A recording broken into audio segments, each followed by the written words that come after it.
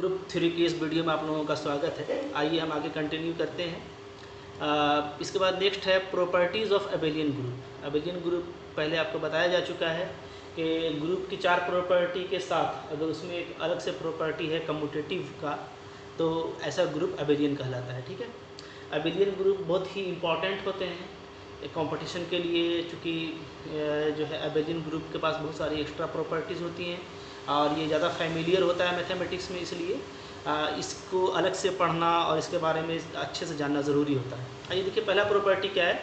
ए group having two elements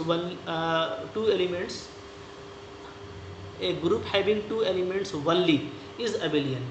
ऐसा group सिर्फ जिसमें 2 ही एलिमेंट हो वो अबेलियन होता है। ठीक है, आप देख लें 2 एलिमेंट के लिए कैसा सेट हमारा तैयार होगा। एक आइडेंटिटी और एक एलिमेंट ए, जिसमें एक आइडेंटिटी होगा और ए डेफिनेटली उसका इन्वर्स खुद ए ही होगा।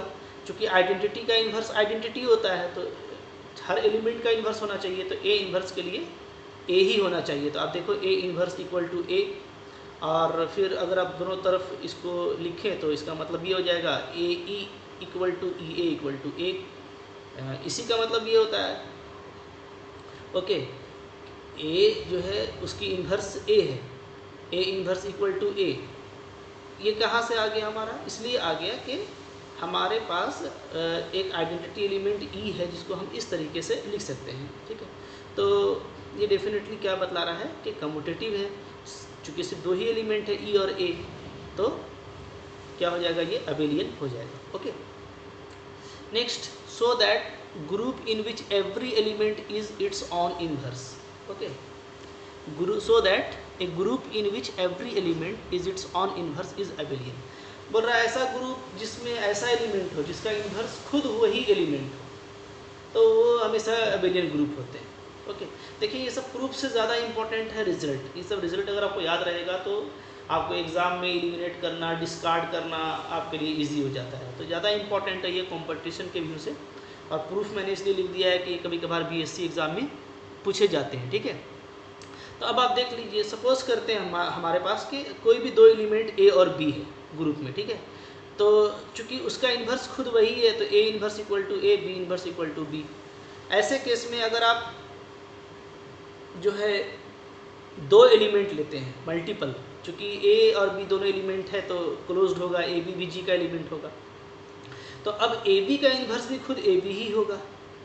ओके, यानी A B equal to A B inverse, और इन्वर्स प्रॉपर्टी से हम इसको क्या लिख सकते हैं, B inverse into A inverse. अब आप देखें बी इन्वर्स मेरा बी है और ए इन्वर्स मेरा ए है, तो so it is A B equal to what, B and A. This is the commutative property and hence in this case group is abelian. Okay, next आप देखते हैं एक मतलब मैं एग्जाम्पल लेकर के आया हूँ। क्या है result, so that A group with 4 और fever elements is necessarily abelian. ऐसा ग्रुप जिसमें सिर्फ 4 एलिमेंट हो या उससे कम एलिमेंट हो, उसको आप आसानी के साथ कह सकते हैं कि क्या है, वो अबेलियन है। ठीक है, आइए देखते हैं इसका प्रूफ। रिजल्ट ज़्यादा इंपॉर्टेंट है, फिर भी मैंने इसका प्रूफ दे दिया है। आइए प्रूफ देखते हैं क्या है प्रूफ। तो प्रूफ में मैंने नंबर 1 लिखा है कि अगर हम ऐसा ग्रुप लें जिसमें सिर्फ एक ही एलिमेंट हो, जिसमें सिर्फ मेरा एक ही एलिमेंट हो ई, तो अगर सिर्फ मेरा ई एक ही एलिमेंट का ग्रुप है तो ट्रिवियली ये अबेलियन होगा, इसलिए कि ई इक्वल टू ई होगा। एक एलिमेंट का लिए कम्यूटेटिव प्रॉपर्टी तो ट्रिवियल है। नंबर 2, अगर ग्रुप में 2 एलिमेंट है, तो 2 एलिमेंट है तो वो पिछला केस चला गया जो अभी हमने पढ़ा है कि उसमें ई और ए होंगे, तो ई भी सेल्फ इन्वर्स होगा, ए भी सेल्फ इन्वर्स होगा। तो ऐसे केस में भी ए और ई को मल्टीप्लाई करेंगे तो ए ई और ई ए दोनों इक्वल होते हैं, दोनों का वैल्यू ए होता है, तो अभी भी अबेलियन है। थर्ड, अगर ग्रुप में 3 एलिमेंट की हम बात करें कि हमारे ग्रुप में 3 एलिमेंट है, चलिए इसको ले लेते हैं। सपोज कीजिए ये ई है, ए है और बी है। ओके, तो ई तो हमारी आइडेंटिटी है, एक एलिमेंट ए है और एक बी है। अब हमने कंसिडर किया हुआ है कि हर एलिमेंट का इन्वर्स वो खुद ही है, यानी ए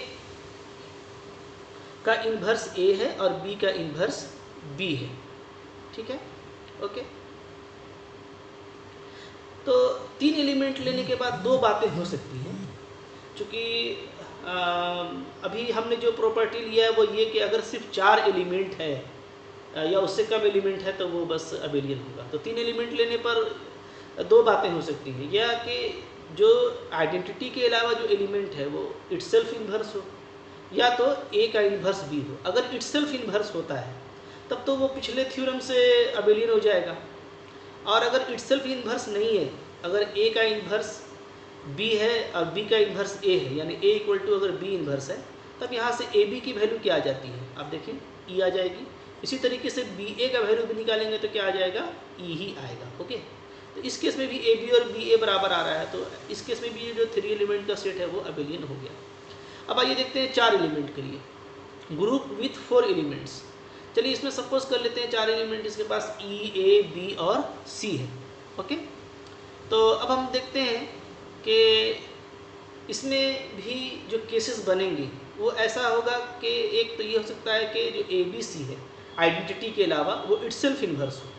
अगर वो इटसेल्फ इन्वर्स है, यानी ए का इन्वर्स ए, बी का इन्वर्स बी, सी का इन्वर्स सी, तो हमने लास्ट थ्योरम देखा हुआ है, इसको आप यहाँ पे फिर से रिकॉल किया गया है। ऐसे केस में क्या हो जाता है, वो अबेलियन हो जाता है। ठीक है, आप देख सकते हैं इसको। ठीक है, ऐसे केस में ये अबेलियन हो जाता है।